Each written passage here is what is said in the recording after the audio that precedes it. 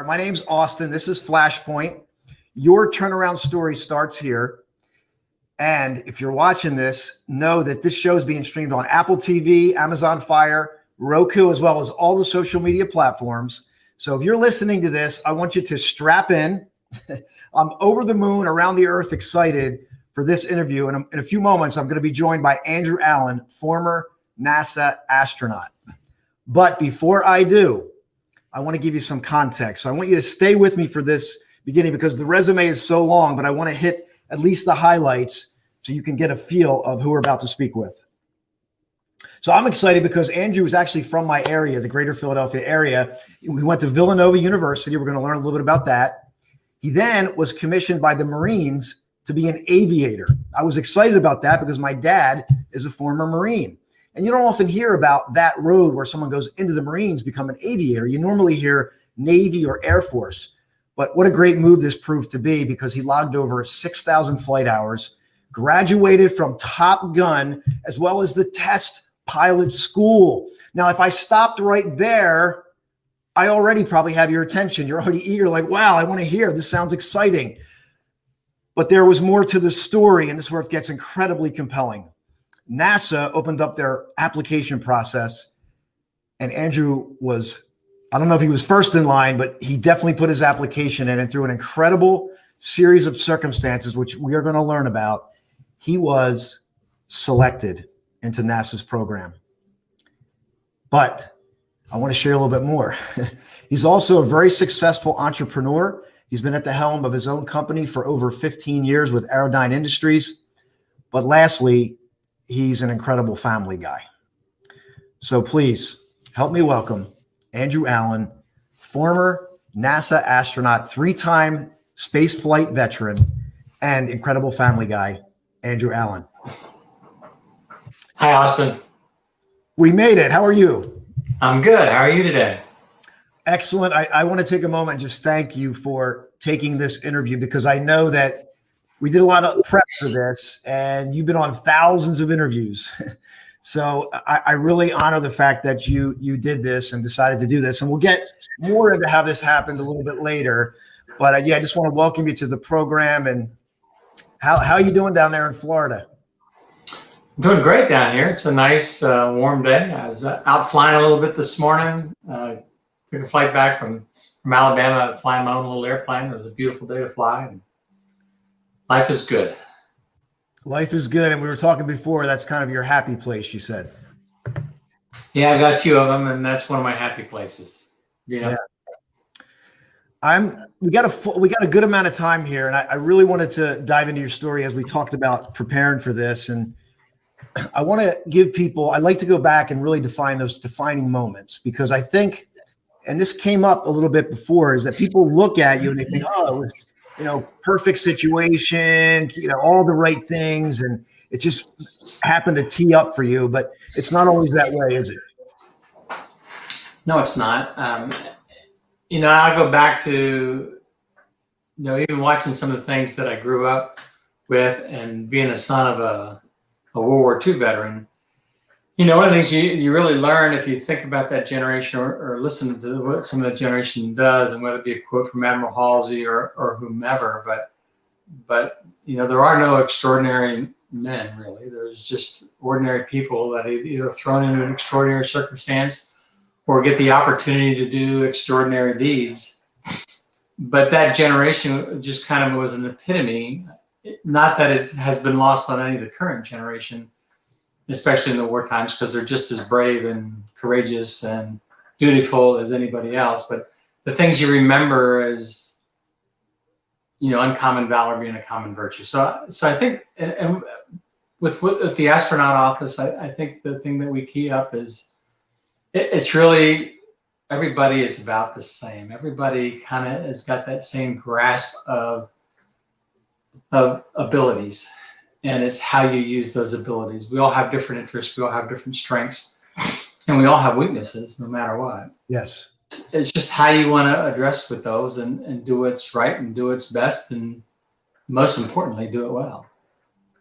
I really like that you said that because it kind of brings things down to earth, because a lot of times we think that someone's so far above us, but it's really that there is an equality there, and if we just tap into our gifts, that great things can happen. And I believe that's exactly what happened to you. And I want to go back to some of those earlier days where maybe there was a defining moment. And my first question is, was there earlier moment, or when was the early moment where you thought maybe that's a possibility for me?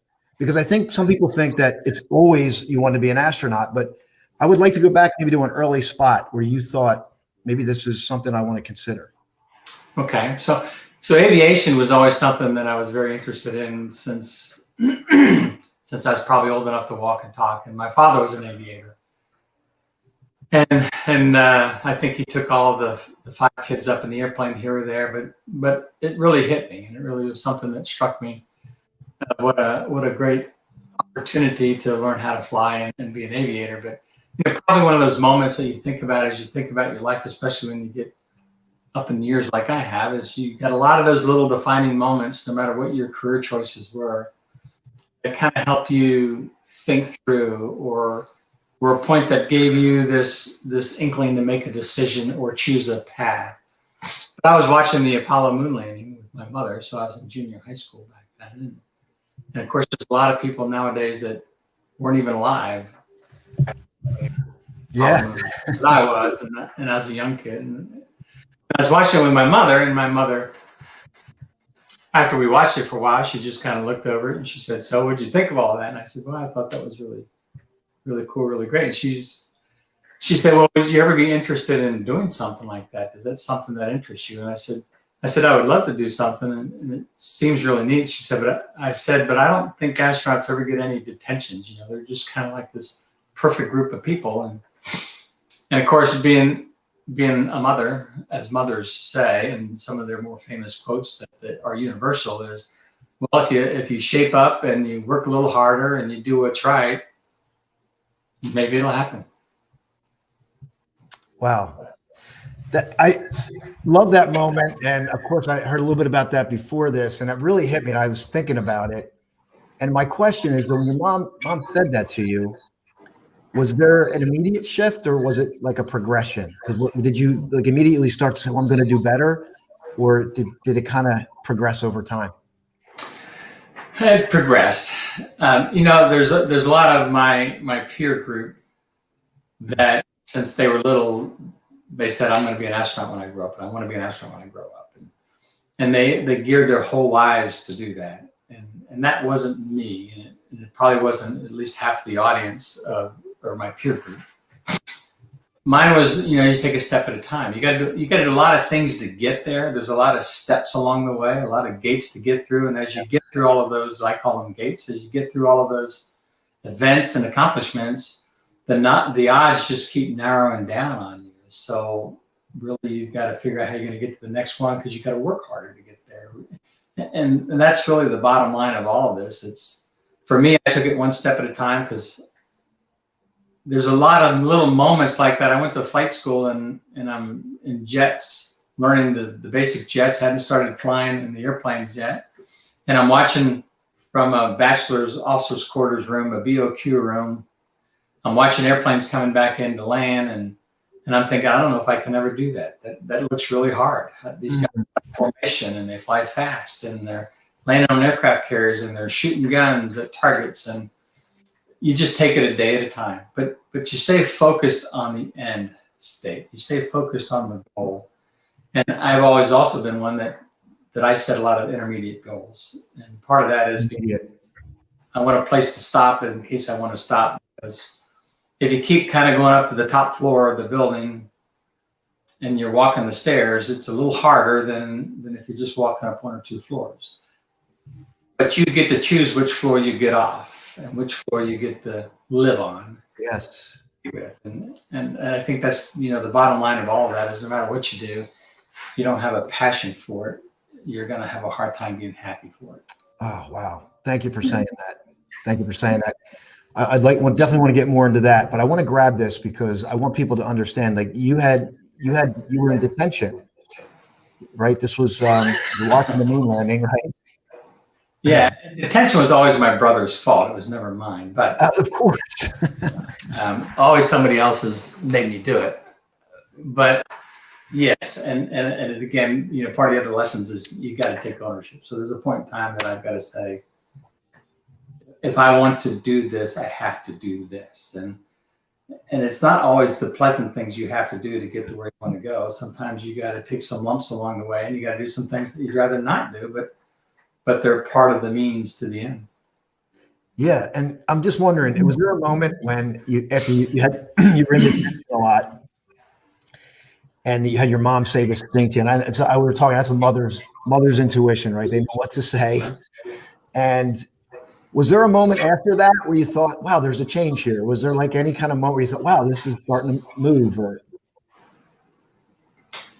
so, I want to say yes and no, but it happened a few years later. So I knew I wanted to fly airplanes. Decided that I needed to get in the military to fly airplanes. So knowing I wanted to get in the military to fly airplanes because that's where the real high tech stuff was, I had to do better in school. I had to get better grades in school. I needed to be able to get a scholarship to college, which was an ROTC scholarship, a military scholarship. So I needed to perform a lot better than what I was performing, and I did. And the motivation was, I really want to do this, and I can't do this if I don't do these other things first, and get there along the way. And it's amazing sometimes, and I tell this especially to young folks, it's amazing and surprising how much you're going to learn after you already know everything. And I was one of those. you knew everything, right? Yeah, there's points in times, probably like every other teenager in the world or young adult, that I got it. I know it. Yeah, I got it. I know it. And then you realize the longer you go, how much you never really knew anything. That's a great line, yeah. The more you learn about something, the more you realize, whether it's medicine or space, the more you learn about it, the more you realize how much you don't know as opposed to what you do know. Yeah. I really want to hone in on something because I think it's important for the audience, and we want this to inspire you, by the way. I'm going to dig as much out of Andy as I can because of his story and his journey, living an incredible life, and there's so much more to come. But I think what you hit on is, rather than trying to force yourself into shape, it's once you've got that passion, like once there's that progression, I want to be an aviator. It's like all of a sudden now the right behaviors start to show up. You start doing the right things rather than trying to force yourself to be something in the moment. And you touched on that passion, like, and it's to me, it's an ongoing journey for all of us, like to really dial into that passion. And then what I found for me too is like once you know the passion, all of a sudden the right things start to happen, really.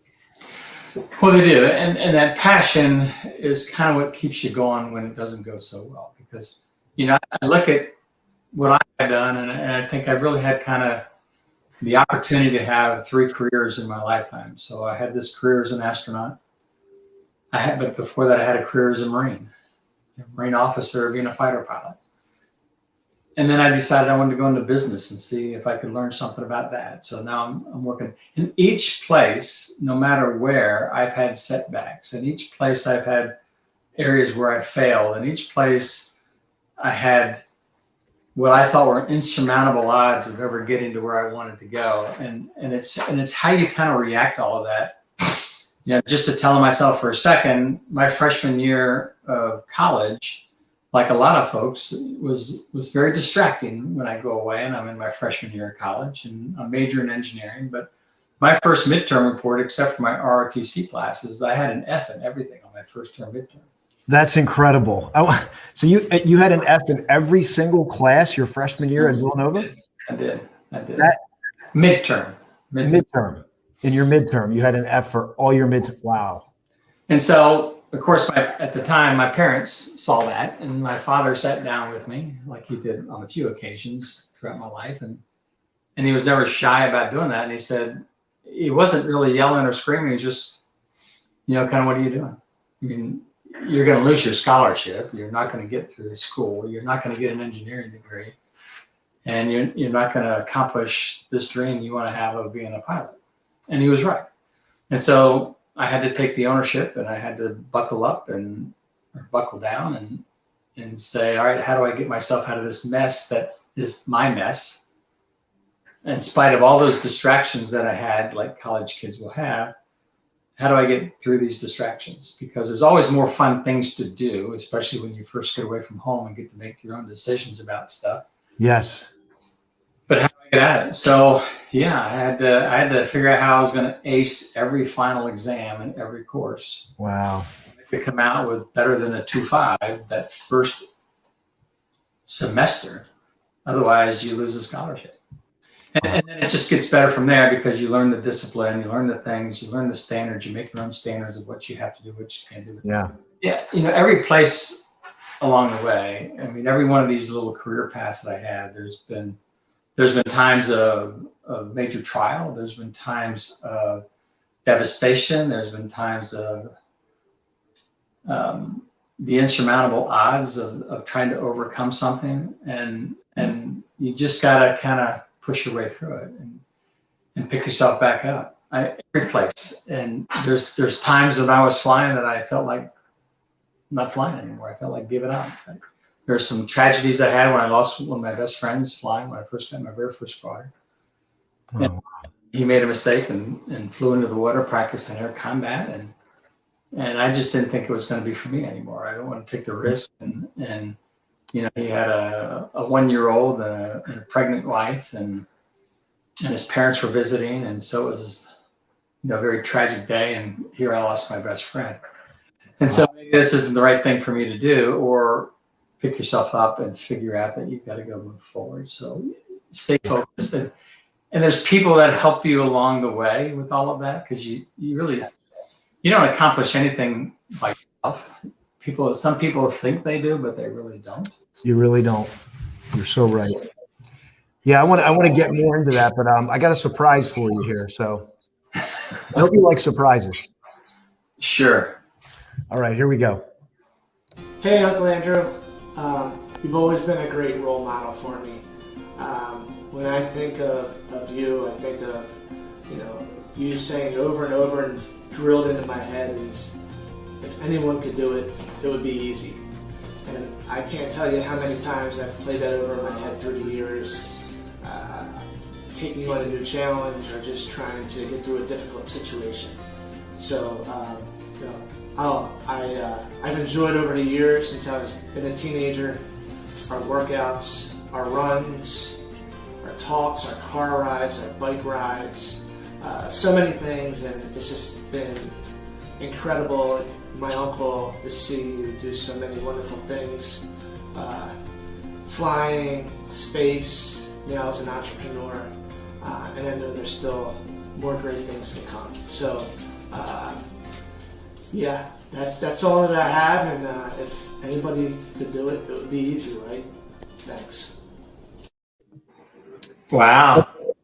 I thought that was a good place to interject that, because what you just described in that moment was one of those moments. It is. And Freddie almost leaves me speechless. But, you know, it kind of really brings to head, as you go through all of these things, whether they be trials and tribulations and challenges and accomplishments, you know, family is the greatest gift there is. And on one hand, the family is the group that brings you back to reality, just in case you're thinking you're something special. So they can be a very humbling influence. Yeah. My family, since they're not very shy about things, especially with my kids, since they're not shy about what's important. It's more important to play a game of junior Monopoly than it is to be rested after you just got back from a long space flight, because you made a promise to get in the kid's the center of the universe at the time. Yeah. But and the family is the group that the old adage, when you share sorrows, they're half the sorrow, and when you share joys, they're twice the joy. I mean, that's the kind of stuff you get from family. I love that. I'm going to say that. So when you share sorrows with family, they're half the sorrows, and when you share joy, it's double the joy. Yeah. Beautiful. Wow. What a great thing. I want to just say hello to the audience here. Let Andy know that you're hearing this. Type in anything that you're feeling. What is this provoking? You got something to say? If you're a family member, you're not allowed to comment, by the way. He told me that no family members are allowed to comment. Of course, they never listen to anything I say anyhow. Yeah. So Dennis saying, I'm loving this. How sweet. So Okay. we have a couple of surprises. I want to prepare you. So we'll get to them in a bit. But you had this moment of with the adversity that you dealt with as a Marine aviator, and then you decide to move forward again and press on. I can only imagine like what that took to do that. Like I'm just thinking of the emotions of that, and then coming to a place and saying I'm gonna press on anyway. Yeah. Again, life throws all those curveballs at you, and life is not supposed to be easy. It's not meant to be easy. It probably was never invented to be easy. It's just one of those things that you're going to get potholes in the road, and you're going to get your speed bumps, and you're going to have issues that you have to address. And again, back on family really helps you address all of that. But at the end of the day, there's two things that you got to do yourself. One is you got to take ownership, especially if it's your setback. Yeah. And then the second thing is you've got to take the risk or take the path forward, and only you can do it. You can always regret things, and I hear a lot from folks. I wish I had done that, and I wish I had done that, but they didn't. So there you go. And then the two sets of the two worst getting sentences that anybody can have that things that I don't like to entertain is the I wish and the I want. Because it doesn't mean anything. There's nothing to them. I wish I would win the lottery. It'd be great if I win the lottery, by the way. I can buy it. Yes. But you want to hear I plan, I will. So wish and wants are just kind of empty. You got to do more than that. And that comes to you. If all of this, people will prop you up. This is kind of a funny example, but I told some of my kids sometimes that we watch, when they're little kids, we watch all the Disney movies. So there's Bambi. There's a point in Bambi that there's a big fire, and the dad comes up to Bambi and he says, you got to get up. I can't pick you up. I'm not going to do it for you. You got to get up and you got to move. And so that's kind of what you have to do. I can't imagine anybody, including us astronauts, that don't have depressive moments and don't have anxieties and don't have the jitters. We're just as human as everybody else, and that kind of goes back to family. If you ever want to get back to humanized, that's family, and that's kids. That's so true. I like that, because we were talking about this before. You said to me the two worst words in the English language are I wish, which means like I don't have control. I'm just a victim, right? Right. And of course, there's some things you don't have control over, and there's some things you can't do, and some things you have to deal with. There's people that are out there that are a whole lot braver than I will ever be. Yeah. And face trials and tribulations that I can barely fathom. And I spoke to a kids' cancer center once, and that was one of those lessons for me of what those kids and what those parents really were having to go through and having to deal with. So yeah, sometimes there's bigger challenges that some people get than others, but no matter what, you've got to figure out how you're going to deal with it. You got to own the situation. You got to own your roots. If you don't have the best roots in the world, then you don't have a good start with the family. You've got to own all of that, and you've got to move forward from all of that. And nobody is immune from all of that. And there are some God-given things that I was blessed with, health. Because to pass the astronaut physical, you got to be kind of normal in everything and not abnormal in anything, for all the things they can measure. And if there's a test known to humankind, a medical test, they do it on us because they can. And we're a captive audience for them, so they will. So you make with the best of what it is you have and what's with the hand that you're dealt. It's not about complaining about the hand you're dealt. It's about playing with the hand. Yeah. I just want to honor Cindy Marie here. Hello, Cindy. She said, Uncle Andrew, the 7th period science class says they are fans. So, and I say hi back, and she's one of the best science teachers I've ever known. And one of those defining moments for me at a very young age, and turned out to be in 7th grade, was a science teacher. I didn't like science. And then I had a 7th grade teacher that really showed me different ways of thinking about science. And that's my sister that popped up. Yeah. She's on here too. I also want to point out to this is just coming up, but your dad, I mean, you were born to a World War II vet. I mean, I can only imagine, you know, my dad was in Vietnam, which was one experience, and your dad being a World War II vet, I can only imagine the experience and what that brought to you growing up. You know, the Marine Corps, I learned a lot from the Marine Corps, of course, because I spent 20 years in the Marine Corps. You know, but the Marine Corps, you know, prides itself on honor, courage, and commitment. And that's kind of the way that the Marine Corps tries to shape, especially in the leadership roles that you can have in the Marine Corps. That generation as a whole generation, you know, just highlighted all of those things. That was the generation that, you know, had tremendous courage, tremendous commitment. And it was a whole nation that was challenged in a time of war, and everybody came together. You know, Vietnam, the individuals that are facing the bullets and getting shot at, they haven't changed a lot in the fact that they're as courageous and as honorable and as committed to their beliefs and their patriotism as anybody else. But it's really the rest of the world, how that reacts, and that can make impacts on people as well, because I came into the military post-Vietnam and it wasn't a very popular thing. Right. You didn't get a lot of respect. You got a lot of teasing and a lot of jaunting. And today it's great because a lot of people have turned around that, and people respect the people that risk. Anybody that risks something, anybody that risks themselves for someone, to support someone, and they'll risk themselves to support that person, is a person that really ought to demand great respect from anybody, whether it be a firefighter or a medical care worker on the front line or policeman, military.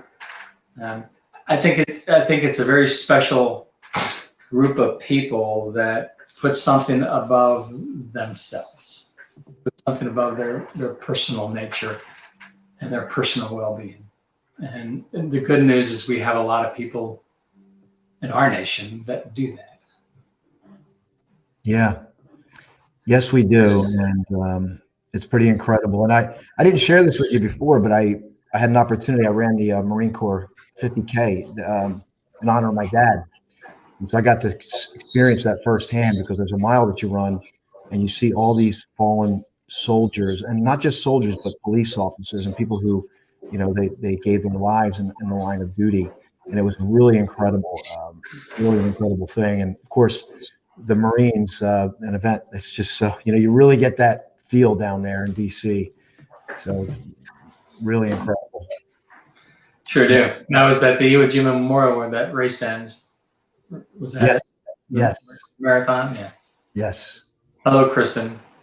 Yes, Kristen's here. And what we're going to do, I want to get deeper into the story. There's a lot more to come. We haven't even scratched the surface yet. Like I said, I'm going to do my best here. So say hello to Andy. Give him some love. He's talking about some stories about early on, like growing up, and, you know, not even really in the mindset of being an astronaut fully yet, and all the incredible things that have happened along the way. So we're going to take a little break. This does have commercials, but they're short. And I have another surprise for you. So I'm going to play the surprise first. Then I'm going to play the commercial so we can get a little bit of time. And we'll come back on. We're going to learn a little bit more about the days as an aviator in the Marine.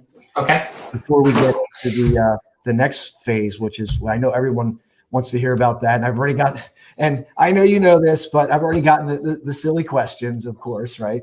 Okay. Bodily functions and some friends, of course, asking those questions. But we'll have some fun with that. So, all right, give me a minute. Here we go. Okay. Hey, Uncle Andrew. Growing up, you taught me that your family was always your greatest accomplishment. And we loved that you've always visited us every year and held true to your word to come to Pennsylvania. as a kid, outside of seeing you go to space 3 times, I just loved the times that we would spend together with our family, going to Great Adventure, Aunt Val's pool, Uncle Matt's board games, and you just always made time for family. You were really the glue that has always held our family together. We wouldn't have cheesesteaks and soft pretzels without you. So thank you for all that you've done. We love you very much, and we're very proud of you. So here's Austin back with you. I'm just going to share something that we have coming up this weekend, and then we're going to get right back to this incredible interview with Andrew Allen. Be right back.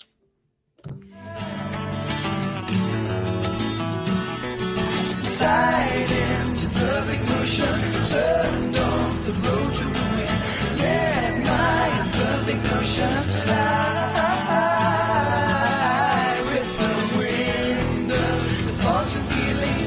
Life falls to a bigger dream. Love grows among the living. Songs of our laughter, my children will sing. And I spend time delaying you, spend time delaying our lives to wait for you to change wrong into right. Only you can do, spend time obeying my drive. All right, everyone, I'm back. That's a summit that we're having this weekend. We just completed a book. It's called Flashpoint, Your Turnaround Story Starts Here, 12 incredible stories. So stay tuned if you want to join that. It's a free summit this weekend. Let's get back to this interview with Andrew Allen. Okay. Andy, welcome back. Thank you. Kristen, I want to say thank you for putting this together, because Kristen's the reason why this happened. And I just want to let everyone know that I had the honor of meeting you back in my corporate days, and it stuck with me. And when I got into this space, I thought, man, I set the intention. I really wanted to reconnect with you. I didn't know how, but here it is. We're here today. And so again, Kristen, thank you for making this happen. Anything you want to say? It's hard to follow Kristen. That's all I can say. And Freddie. They're just gifted, wonderful people. She is. Kristen is amazing. Had the opportunity to work with her for many years. So yes. And she would always bring up your name actually before I met you. So I would always hear the stories, and I know you've had an incredible influence on her as well. So I want to dig back into your story about your time as a Marine aviator. And I know there's a story that I really want people to hear, because it stuck with me. And I just thought, wow. And I really also want to dig into your psyche, because I know you say you push through and all these things, but I also understand that there's something going on with you and your temperament and your way to approach situations. I know you've been trained, but I also believe there's other things that come, whether they're intuitive or whether they're genetic, but there's things there. And I would really like to see if I can tap into that. Are you willing to share that story about your time? Yeah, sure. I don't know which story we're talking about, but yeah, whatever. Well, I know you have a lot of them. So, well, let me ask you this why don't you share with me one of your adverse times as flying? I know we talked about one, but I'm going to leave it up to you. How's that? Well, I use the one that we talked about, and the one that Okay. folks know about, which is the lingo of us in the flying business. It was a bird strike, but it's me. It's me on a low level training to go in to evade enemy radar, to come in under radar, and to be able to deliver a weapons package, bombs, or whatever the case may be. So we fly low to the ground, about 400 or 500 feet, and wartime we'll be down there, at the treetop level. But our rules try to keep us to about 500 feet or so, and we're doing about 540 knots, which is a little over 600 miles an hour. So we're moving along pretty fast to the ground, and I've got a wingman with me, actually a young pilot, and in the blink of an eye, I saw a buzzard, a little vulture, a turkey buzzard. And it was in a nosedive, and he and I were sharing, or she and I, whichever one, were sharing the same space for a split second. And it came and hit the airplane, actually came through the glass, which is supposed to be bulletproof, but obviously it wasn't vulture-proof because the impact was so hard, even though it's a soft little bird that may only weigh 10 pounds or whatever they weigh, 15 pounds. For a split second, it's another cannonball to break through the glass. It came in and did some damage to me, shoulder, throat, eyes, lots of blood and guts, bones. And then destroyed a lot of the inside of the cockpit. You know, and as you go through a moment like that, and part of the astronaut interview process is they like to drill into all of these things as well, because we have to spend time with some of the psychologists and psychiatrists that are part of that, because they're looking for the high stress situations that help define how people get through it all. You know, and in our world, you know, part of the goodness of what helps me get through stuff is, you know, between my ears, I tell folks I have a slow analog computer. So things just don't happen real fast. Or if they happen real fast, I don't react real fast. It's a left engine just blew up. Okay, well, now what am I going to do? Do this, do that, break out the procedures. And so you try, and we are trained that there's not only, you don't have an overreaction to all of that. You can't get emotional, because emotion is what can kill you in that line of business. So you've got to stay in control.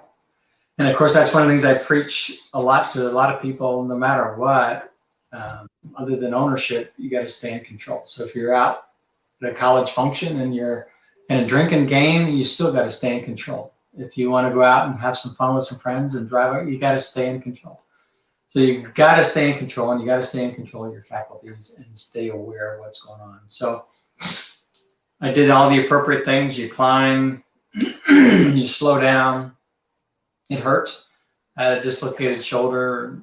I had a lot of cuts and tears, and the ejection seat got busted up a little bit. So we thought we might have to eject for a couple seconds. And fortunately, we didn't, because the ejection seat had been damaged enough that it wouldn't have worked if we had tried.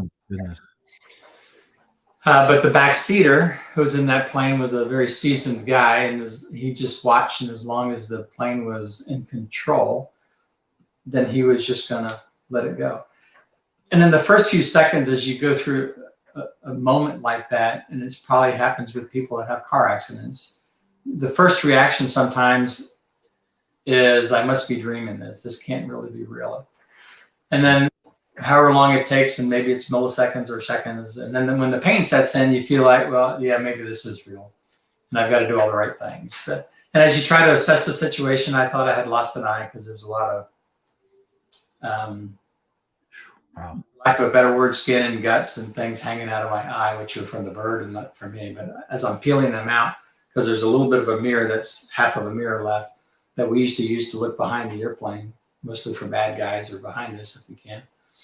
And everything's covered in blood, and I can't talk because my voice box was kind of crushed or damaged or shocked, whatever it was, but I couldn't talk on the radios. Wow. And I'm doing hand signals with the guy in the back. And again, you make decisions. And what are the decisions? Do I eject or do I not eject? Am I going to bleed to death, or am I not going to bleed to death? So, wow. Well, I watched the movie. It was MASH, and if it was an aorta, it should be spurting out, but it's not. It's starting to dry up. So I must be okay. So you control the situation, you control the airplane, and then you figure out your next step plans. Okay, well, here's a setback. Now what am I going to do about it? There's an airfield right over here. That's an Air Force airfield. And then, yeah, I go in there and they take good care of me, but I want to go home. And I want to go to a place that I know I can't see very well. I'm really limited vision to almost one eye at that point. Wow.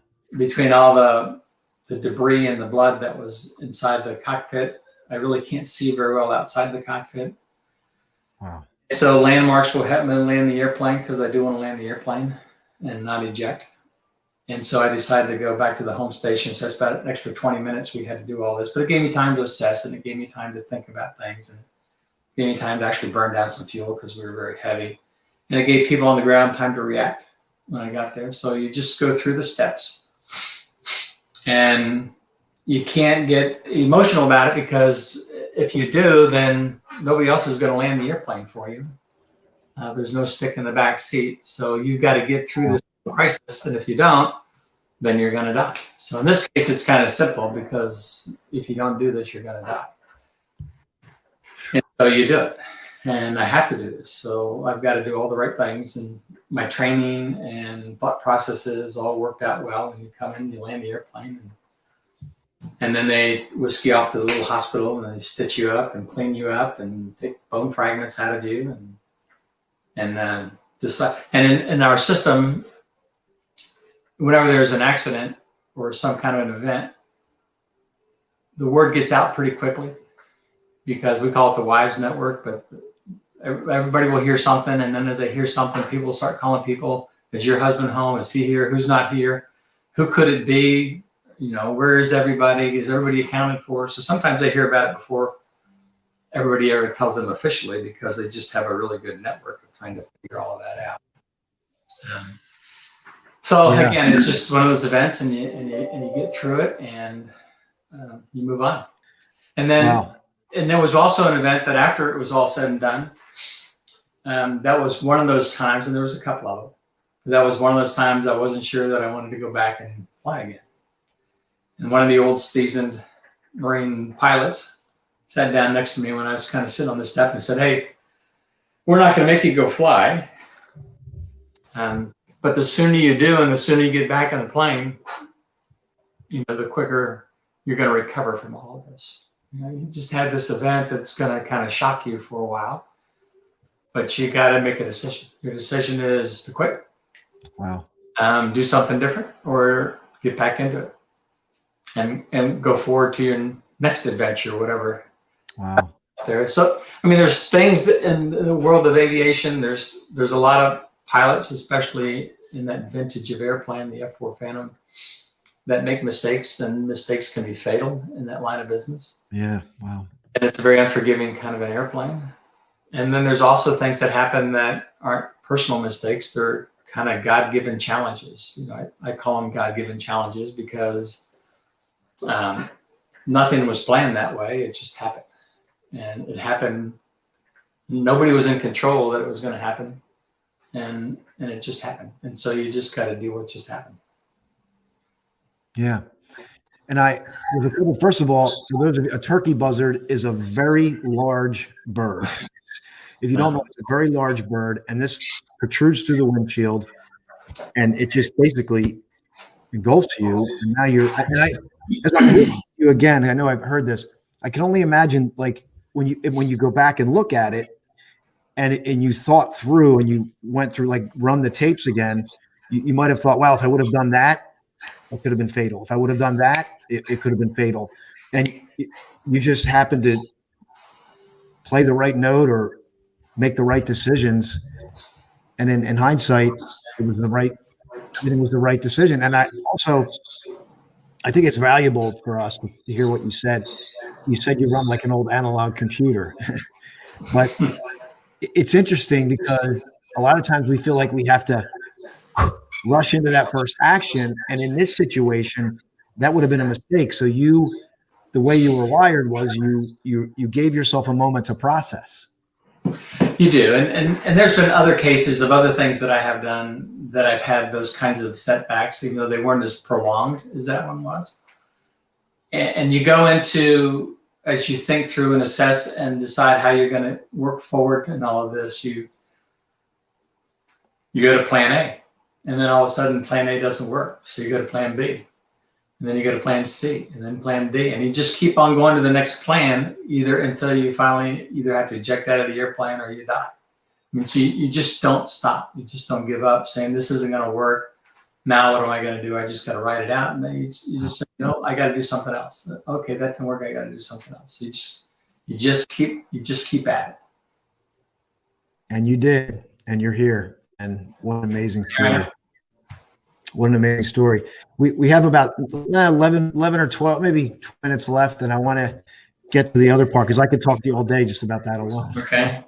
But your time here with the Marines is actually, you learn about NASA, take an application, I would think, at that point, and then you put an application in. I'd love for you to talk about this, because when I heard, how this played out for you as well, it's really incredible, Andy. It really is. And Just another one of those things. Each gate, as I call them gates, but they're all steps, each step. And that's kind of why I never had quite the confidence to say, I'm going to go from step 1 to step 82, and I'm going to make it all the way. I said, I'm going to go step 1 to step 2. And if step 2 works, I'll think about step 3 and see if I can get, and that's kind of the way it went. So as the first thing in flight school, I say, okay, of all the things I want to do, I want to be a fighter pilot. Well, there's only going to be about 20 or 30% of all the folks that get through the school that are going to get the grades to get into the fighter pilot world. So you get into the fighter pilot world. And they said, okay, well, now I want to be one of the Top Guns and go to Top Gun school. Only about 10 or 20% of all those fighter pilots go to Top Gun and get into Top Gun. And then you say, okay, well, now I'm going to apply to test pilot school. If I want to apply to test pilot school, I need to do that because the astronaut picks test pilots if you're going to be a pilot, not a mission specialist. Well, about 4% get selected as test pilots that apply as test pilots with all those other things behind you. So each time the odds get narrower and narrower, but each time there was a step. And I went to test pilot school, and I'm in test pilot school. And, it's the haven of test pilots. And NASA comes out and they say, hey, let's look for a new astronaut class after the Challenger accident. And I was still a student at test pilot school, and the senior test pilot and the commanding officer of the school came in and said, hey, all you young guys, we're not going to endorse any of you. Don't even bother applying. They never pick astronauts when they're in test pilot school. They never pick anybody on their first try. We have too many people that are applying. Wow. Endorse all these people that are just so much more qualified than you. Don't even bother trying it. And if you do try, we're not going to endorse you. Wow. Disappointing because I didn't know when the next chance would happen. And so like a lot of us pilots do, we go commiserate and do boy bonding at happy hours on Fridays with all the other pilot types out there. And the senior Marine who was in charge of all the Marines that were there at Patuxent River, Maryland, he came up to me and said, are you going to apply? And I said, no, I was told not to apply. And I don't stand a chance. What I was told, and plus I didn't think I stood a chance. And again, he's like, well, so what? I'll endorse you. I'll put your reference in. Go ahead and apply. And if nothing else, you're going to learn something, because if you don't get picked your first time, you'll have learned something what you got to do to help you pick the second time. So I did. And it just kind of worked out that 2 people from Patuxent River, Maryland got picked for the astronaut selection that year, and I was one of them. The guy. So it's kind of beating the odds, but a lot of that along the way is because you have mentors, and it kind of goes back to you don't do any of this by yourself. Mentors, yes. You have the support of the people that care and love you, go through all these things with you, but at the same time, you have the people that there's something about you that they want to help and they want to teach. So yeah. See somebody that cares about what they do and has respect of what they do and all the others that are in that world, and they make the efforts, then that's going to attract the people that are going to help you. They're going to say, let me help this person because I think this person might have something there. And you can't do it without those mentors. And there's a lot of special mentors in my life. And those people are the ones that help you get along or continue to keep you encouraged when you get very discouraged, because yes, it becomes a lot easier than encouragement. Yes. And I'm thinking to myself, what if that conversation never happened with that? Right. Because a mentor a lot of times can see something in you that you may not be in touch with as well. And being able to say, hey, go for it. And my goodness, I mean, that's incredible. Can you share the numbers? Because I think you said there was like 10,000 applicants to start with. So I think that year there was 10 or 12,000 applications, if I remember right, for mission specialist and pilot. And if you're in the military, they ended up picking 15 people that year. If you're in the military, each of the military services will have their own selection board. So in the Marine Corps, there was probably 1,500 or more Marines that were qualified that applied. And then the Marine Corps did a selection board. They came out with 21 Marines, and they sent those 21 names to NASA and said, hey, here's 21 guys for you to look at. Then you do the interview processes that NASA has. They'll do interviews of 20 people at a time, 20 candidates at a time. And the interview is a week-long interview.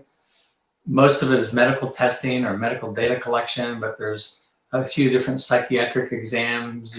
I call them exams. The psychiatrists don't call them exams, but I call them exams. And would you rather hit your thumb with a hammer or throw up on a crowded bus? Pick one. You got to pick. That'll tell us something about you. So, and then there's all the 2 or 3. There's 2, 3, or 4 hour discussions with the psychologist or psychiatrist to kind of dig in. And there's also a couple of social events that are pretty important during that week, just to see how you can work in front of people. But so the Marines, so NASA decided to interview 6 Marines out of that Marine group, and at the end of all that, they selected 1. So I was the token Marine for that year. And say that again. It cut out. You were the what? I was the token Marine for that year, as I call it. Token Marine. So 10 to 12,000 applicants down to about 2,000 Marines. Well, yeah. There's about 12,000 applicants in total that NASA got. So the Marine Corps had 1,500, but NASA only got 21 of the Marines. The Air Force does the same thing. Navy does the same thing. Oh, okay. So out of about 10 or 12,000, they interview 120. So they find the people to interview, which is a very hard process. And then out of that 120 that they interviewed, they selected 15 that year. And again, part of it is any one of the people that get interviewed are more than qualified to be there. Yeah. For whatever reason, it wasn't their turn, and I never really know what the real secret sauce was. And I've told people before that for the people that put in my references, sometimes the references are about not who you worked for, we'll put in a good word for you, but who worked for you that would put in a good word for you. Because sometimes it's like monkeys in a tree. The monkeys below you don't always see you turning around and having a happy smiling face. They see the wrong end of you. And if you act like that all the time, then they'll remember that. And when they get asked what you like, they said, I don't know, I never saw his face. Backside, because he never turned around to give me a helping hand. He never turned around to help me out, or she. Right. And again, so as you go through that, they learn a lot about people in that process, and it's kind of a good process. It's not a perfect process, but it's a pretty good process. And not everybody's going to get picked, and those that don't get picked, that they have their decisions of trying again or not trying again. You can't get everything you want, so there's times that you just have to accept what you have. Yeah. Well, I got another surprise for you. And oh boy, we're going to be into the closing sequence here, but well, the last 2 have brought tears to my eyes, so I don't know what you got in for this. Yeah, well, you know what? I wanted to make it special for you because I appreciate you coming on here and you're very welcome. hearing these stories. And I know you're humble, and Kristen's saying you're so humble. So, but thanks, Chris. I think that the stories that you share are so inspiring, and I think people need to hear them. And before I share this surprise for you, I just want people to think about that in your journey. I wonder if I can get there. If I can get there, then what? And I think that approach kept you humble and kept you moving. Not like I'm going to get to. And I know it's in the back of your mind, like you're thinking of it, but you're bringing yourself. If I can just get there, and then you're dealing with those moments when I'm going to quit, but then you step, and there's that constant dance, if you will. And I just love how you just kept stepping through the mentorship, through the people, through your own innate fortitude. You just kept stepping. So let's share this, and we'll come right back. Okay. Hello, I'm Candy. I am Andrew's youngest sister. Could be where he thinks I was the younger sister who was the itch, or I could think he was the older brother who was an itch when we were growing up. So many wonderful memories. And one thing I do remember is when we would come home from school, my brother and Janet, my sister, and I would watch Batman and my favorite Martian and Dark Shadows. And it was a wonderful time in our lives, eating Chips Ahoy cookies and milk. So probably one of the most exciting things for me, even before Andrew became an astronaut, was he was a fighter pilot in the Marine Corps. So he flew many different aircraft, and the F-4s, but then he advanced on to F-18s, the Hornet, which is an ultimate ride. I wish I could say that, but I really can't because I never was on it. But we used to pick him up at Willow Grove Naval Base when he would come home to visit us in his F-18. And then when he became an astronaut, he flew into Willow Grove on the little T-38 and would do some some air shows. And it was a lot of fun, very, very exciting for me to pick him up and take him back and watch him take off. And he would tip his wing to give us a goodbye.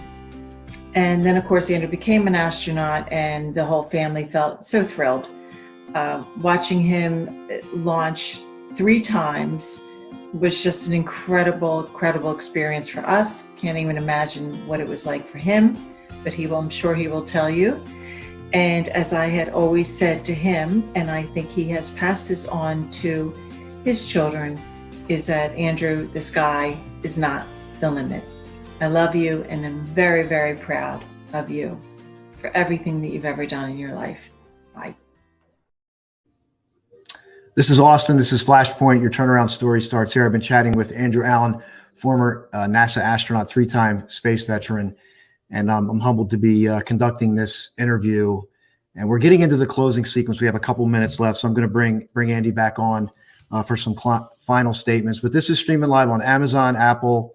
Well, it's going to be up on the podcast. But if you're listening, I want to encourage you to type a question in, because there's so much more to cover. But type a question in, a comment, so we can always get back to you with that. All right, Andy, I'm going to bring you back on here. And okay. Love you too, Candy. Very nice. We got about a minute or so. The floor is yours. So I want to give you the final words here, and we're going to close this out. And I just thank you again for being here. Well, thank you. We've talked about a lot of things, and again, I've never felt that, when my references would talk about me in the astronaut office, probably in the astronaut selection process, and I tell this to people, they would have probably not said he's the smartest person I've ever met on the planet. I can't imagine anybody would ever say that. One, because I'm not. They would say he's smart, but they wouldn't say he was like uniquely the smartest person we've ever met. And they wouldn't say that he's the greatest, most gifted aviator that's ever touched a control stick in an airplane and flew an airplane, because I'm not. Am I competitive? Yeah. Am I good? Yeah. But I think what they would have always said, and what I would imagine all of them would have said, is that I am, very dependable. I'm really a hard worker, and I really want to make sure that I do the things right that people count on me to do, and not fail people or not fail myself. So I think what it goes back to is, again, something my father would always tell us is, what you want to do is 1% inspiration and 99% perspiration. So it's all about the level of effort that you're going to put into it. Yeah. As far as the family stuff goes, again, I can't think of a greater gift than kind of a strong family. It doesn't come without work, and you got to work on it, but it's one of those things that will endure all your trials, all your tribulations. And it's so very important to do that.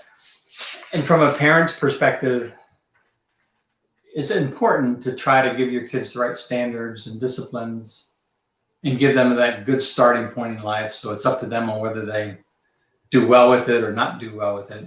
And they've got to take ownership for that. And you want to be proud of them. So it's something really a parent should work hard to do. But most importantly, I think, is for me, is you want your kids to be proud of you. So a lot of decisions I made over time have been strictly about, is this the right decision to do this? And so, you want them, you want your children to be proud of what you're up to, what you do, and understand that you're just a human like everybody else is just a human. But give it a go. And again, there's no more humbling experience that can bring anybody back down to reality than the kids. Isn't that the truth? And I think that's a great way to close this. I wish I had more time. Maybe we can do it again. But returning to the family unit now more than ever is probably a great thing. I couldn't think of anything better. Out of all the great things we've discussed, just being able to return to that family unit, restore it, whatever you got to do. That's our greatest source of strength. Okay. Well, thank you for the surprises. And thank you for this event. I appreciate it. Thank you very much, everyone. I'm so glad you joined us today for Flashpoint. Your turnaround story starts here. This playback will be continuing, so feel free to comment, ask questions, share, whatever. We just ran out of time, so maybe we'll do it again. Thank you so much, Andy. I appreciate you. Bye for now, everyone. Thanks, everybody. Bye-bye.